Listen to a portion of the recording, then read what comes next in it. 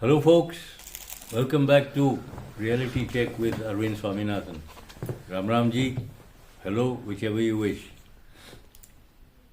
I know Delhi elections are due next month. Well, not very far away. And things have been moving in a very, very stupid direction. Stupid because it's like going back to the days of the old money lenders in every village. All the freebies that we see. Why must we pick up on our old bad habits all over again? Do we really need it? No. What we need is development. Now we can't have development as long as you keep letting in Bangladeshis by the million. Delhi is full of them. And they're brought here as a vote bank. That's it. Right now there's a little bit of a skit doing the rounds from a movie. I think it's called Jolly LLB or something like this. Where a terrorist gives himself away in a court. Now that's what we're going back to.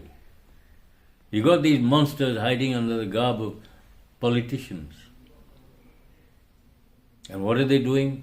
Taking us back to the old days of money lenders and bonded labor. Because of this entire vote bank is bonded labor. They don't do anything much. They're there for two reasons. One, to vote these guys back to power. And two, any disturbances needed, these guys go in and provide the manpower. Burning buses, blocking roads, railways, railway tracks, things like this. Anything like that. And they're paid to do it. That's why they're here. And in 95% of cases, you'll find the Bangladeshis and Rohingyas. I mean, they're both the same. Why can't we learn decent habits? Why do we need freebies? What happens if you keep giving away freebies? Okay, let's see. What's happened to Sri Lanka? What's happened to Pakistan? What's happened to a place called Djibouti, which is now virtually Chinese territory? Now, why can't we learn things, from a country like Japan? They don't have welfare schemes. Whatever you get, whatever you want, work for it. Earn the money to buy it. No freebies. Which is a damn good thing for one's work ethic. Right now you keep giving them freebies. They sit at home and do nothing. They don't need to. Why should they? It motivates them to do nothing and sit there and wait, the government will give us. Remember something, the Japanese found out something years ago, decades ago. Money given away as a freebie to A has to come from the hard work of B, C and D. For every person who gets a freebie, 4 people have worked their socks off to pay the taxes from which it comes. Because the politicians are not going to pay it out of their pockets. Second, anybody who does work is demotivated. Why should I work? I get it free. They get it free and I work. What's going on? Third, once these guys start getting upset, and why should I work? And they stay home, they get these benefits. Where will it come from? Now we get to the crux of the whole thing. When there is no money coming in the form of taxes, where do they go? Do they take loans? Isn't this going back to the old money lender? When you take loans, how do you repay? Even the interest on those loans. If nobody works, no taxes come in. Or your tax base is cut by more than half. Which means whatever taxes do come in, like sales tax or GST or something, the rates keep going up and up and up. And if they still can't do it, every state government goes into debt. You see the freebie culture of Himachal Pradesh. That government doesn't even have the money to pay salary to government officials and the MPs. Karnataka, same thing. There's no development whatsoever. The price of milk has gone up. Bus fares have gone up. It's a big burden on the public. Those who work get taxed and kicked and stomped on. Why? For the benefit of those who do nothing. Remember, as I said earlier, a little earlier, one person who gets a freebie, 4 people have to work their socks off. Why? Can you afford such a huge unemployment rate? No. And why do you have this unemployment? Because all these unemployed monsters are Bangladeshis and Rohingyas. They brought in here, settled all over the place. Delhi has almost 2 million of them. Difficult to believe, and yet it's true. You go to certain localities, all your domestic staff, your maid servants, your ones who wash your clothes and things like this, they're all Bangladeshis. Why? What about our local staff? They're out of work. And then you say, there's a big unemployment problem. Well, the opposition parties have created it by bringing in these Bangladeshis. As I've said earlier, 2 or 3 times, there are somewhere between 60 and 70 million Bangladeshis in India, all illegal migrants. And when I say Bangladeshis, I include Rohingyas. Now that's a particularly nasty bunch because they're all rebels from Myanmar, trained in weapons, use of weapons, guerrilla warfare and things like this. Do we really need them here? Why are they here? And where are they spread? I'll tell you. They're spread in all around the state, capital cities of each state. You see what happened in Lucknow recently. The whole of Lucknow was surrounded by about 500,000 or 600,000 Bangladeshis. And then the UP government got tough. So all your Muslims start screaming, this is discrimination. It isn't. Delhi is full of them. There's a whole bunch found in Srinagar, that's in Kashmir. There's a whole lot around Bangalore, Hyderabad, Mumbai, Jaipur. Now you see around Delhi. They're in Haryana, but just on the Delhi border.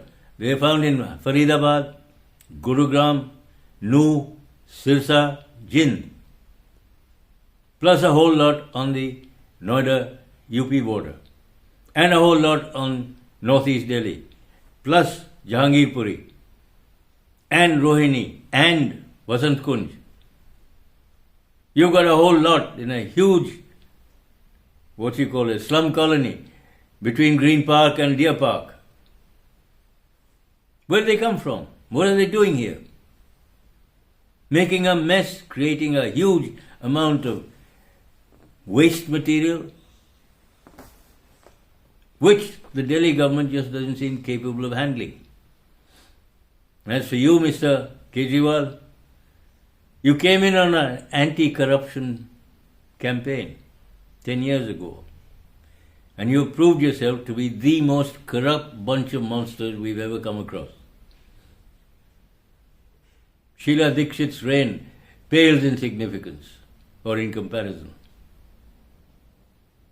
You've outdone even her. I mean, what kind of nonsense is this? As I said, where do freebies come from? You and I, we pay for it. And we pay for these foreigners to come here and sit down and make life miserable for us. Is this what we want? Do we want to demotivate our own people from actually wanting to work? And if they don't work, what are they going to do? When they don't work, they keep producing more children, more babies. Population explosion. Not that it matters, because the Bangladeshis come in here, they will automatically produce children one after another.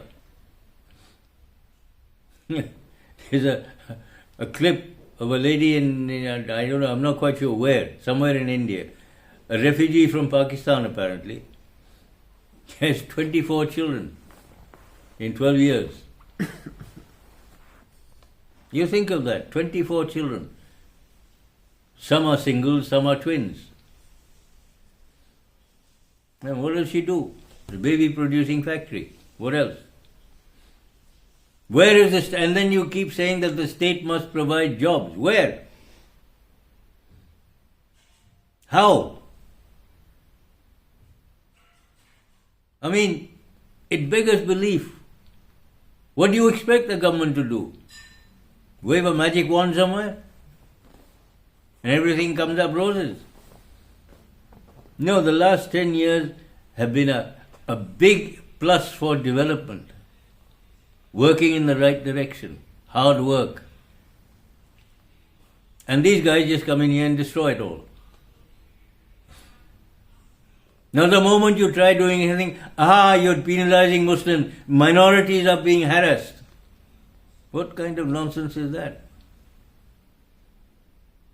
Do you want this country of ours to come up? Or do you want us to be another Bangladesh or another Pakistan? Total turmoil. I know the Western powers would love this to happen to us. That's what they're aiming at. And remember one other thing. Kejriwal is not for India or Delhi. He couldn't care less about us. Only himself. Where has his money come from? Well, since the year 2000, it's been the Ford Foundation. Then Action Aid, which is another Ford Foundation, and CIA. Ford Foundation is CIA, we know that. They gave him a Magsaysay Award. Again, who finances that Magsaysay Award? The Ford Foundation. CIA again. Why? They're trying to build up these guys like Zelensky in Ukraine. Zelensky was a comedian on stage. They built him up with all these photo ops, president of Ukraine, and you see the mess they're in. Rahul Gandhi is being pushed up as one of these Zelensky type monsters. There's something most people don't understand. I remember it because I was there at the time. In the 1950s, there was a big scandal in the UK. How many of you remember it? You remember Burgess and McLean? Have you ever heard of them? No. I don't think many of you have. These two were very high up, almost second or third in ranking in MI5. MI5 is the British intelligence network. And not only were they that high up, they were also double agents. They were working for the Soviet Union. So that all that the British intelligence collected went straight to the KGB, or was it NKVD at the time? Now, this is what the Americans are trying to do with India. People like Rahul Gandhi, Mamata Banerjee, Akhilesh Yadav, Omar Abdullah, M.K. Stalin, DKS, that is DK Shivkumar, I think is it, in Karnataka. Possibly Revanth Reddy in Hyderabad or Telangana. Now, they're trying to push these up. Why? These then become their agents, like Burgess and McLean, working for the CIA, not for India or the people of India. Anything happening here, they will control, because that's where the money and the support is coming from. These are the things we have to watch out for. And Kejriwal is known to be a CIA asset. That's where his money is coming from. Plus, Do remember, this man claims to be clean. He's the dirtiest monster there is. So many scams, not one answered. Yes, he's clever. Having been Inland Revenue Service officer, he's educated. But he's gone wrong. Instead of working for the people of Delhi, he's done everything against the people of Delhi. And he's also committed to converting India, certainly Delhi state, into an Islamic state and an Islamic country. I don't want that. I don't know about you. Now going back to this freebie culture, what happens when you start giving freebies? It's another form of huge, massive corruption, certainly in the Delhi thing. You remember during COVID and just after, they were giving free rations. Now they couldn't do it in Delhi, obviously, so they started giving money into their accounts. And later it was found that there were 3 accounts into which 40 or 50,000 payments were made, each. You understand what that means? You also understand, for instance, there are about 60 or 70,000 cases all had one telephone number, mobile number. And see the massive amount of corruption there, how much was siphoned off. Apart from that, Liquorgate. When everything was reversed, privatized, the sale of liquor was privatized. You put up liquor vends in front of temples, in front of schools. I mean, what's going on? Delhi became a drunken state.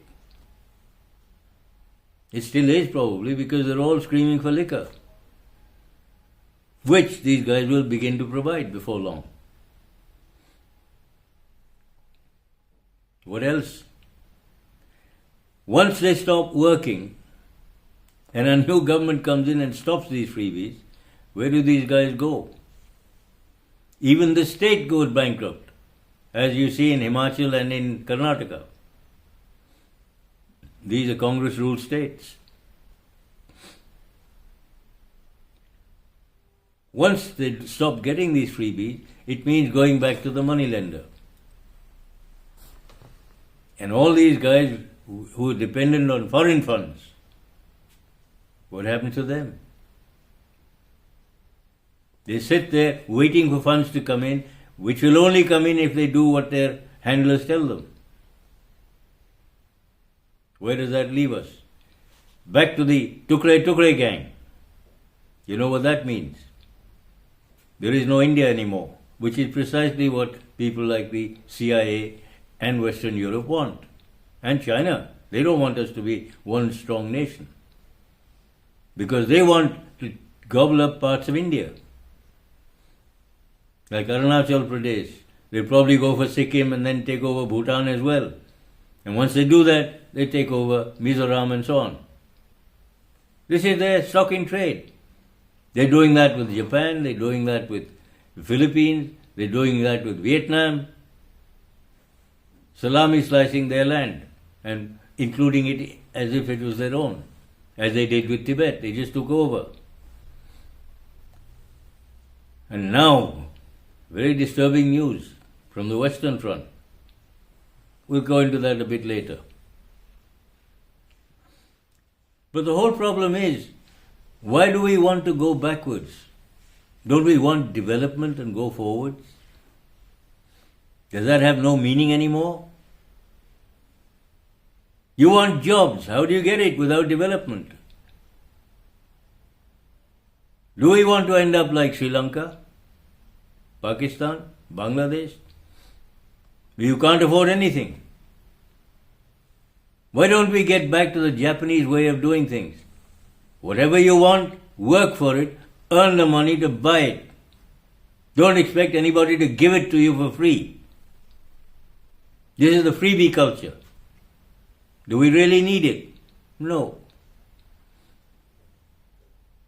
Stop living beyond your means. Stop expecting free handouts. Because all these mean only one thing: total disaster. The present government, wherever you find them, whether it's Congress, whether it's TMC, or whether it's DMK or Aam Aadmi Party, they're all the same. Freebie culture. Even though freebies are against the People's Representation Act, Section 123, subsection A, or 1. You are not permitted to offer these freebies because this is total corruption. Let's get that straight. This is like saying, I am corrupt, you be corrupt too. You take some of the money, which means you are as corrupt as I am. You are an accessory after the fact. Do we want that kind of corruption? Isn't that what you, Mr. Kejriwal, promised to end and stop? So why are you doing it? And then you say you're clean? Wow. You redefine the English language or any other language. Now, corruption does not mean buying somebody else's vote or buying favors from somebody, which is what it is. What do you want? The other thing is, why is my tax money feeding Bangladeshis who shouldn't be here? My tax money is not only feeding them, it's clothing them, it's giving them space to live, and their children are getting free education. What about people who live here, who are genuine, bona fide Indian citizens? We don't deserve anything, but they do. Why? Because they vote for you and you brought them in from outside. When is this rubbish going to stop? Because this is where corruption is rampant. You see, the moment you give a freebie, you say, look, we've given 5 lakh people this, 500,000 people this. But the bill you produce is for 15 lakhs or 1.5 million. Where's that money going? Into somebody's pocket? It goes into certain bank accounts, from there into a couple of shell companies, and then it disappears. Are you and I in any position to check, have they really gone to these people who need it? Where has it gone? Do we know? No. We can't find out because the Right to Information Act doesn't seem to apply. Try it and you'll never get an answer. And if you do get an answer, are you going to sit down and check 1.5 million names, bank accounts, for mobile phone numbers? Do remember one thing. If they have mobile phones, why do they need handouts? If they have TV sets, they have electricity, they have water at my expense. My tax money is giving them all this, but not to our own people. Why? Is this what you encourage, Mr. Kejriwal? Or is it Mr. Kejruddin? Why? I do not accept my tax money going to people who shouldn't even be here. To me, that is rampant corruption.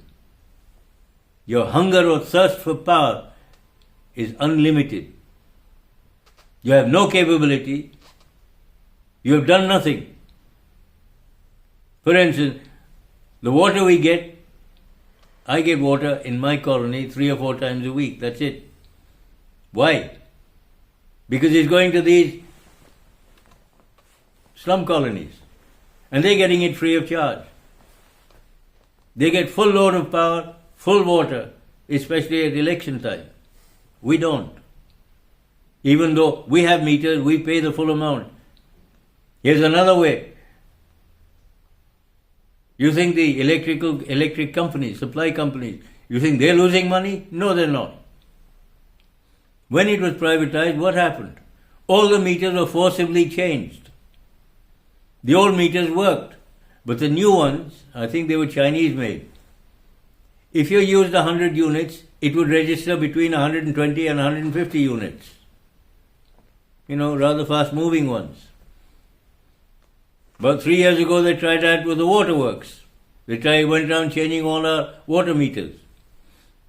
Same thing. You use 1 kiloliter, it shows 3. 2.5 to 3 kiloliters. You're just being overcharged. Plus the subsidy the government gives them. We're not getting free electricity. A whole lot of people are paying for it. In ways we don't even realize. So cut out this freebie structure, mindset. Cut it out totally. Let's go for development. Go forward rather than backwards into slavery. Because this time if you go back into slavery, you'll never get out. You'll be permanent slaves. Whether it's slaves of the Islamic kind, which is as nasty as anything else, or the American East India Company, or the Soros Open Society Company, which means Rothschilds. The choice is yours. Remember one thing, you cannot make a poor person rich by making a rich person poor. You can't.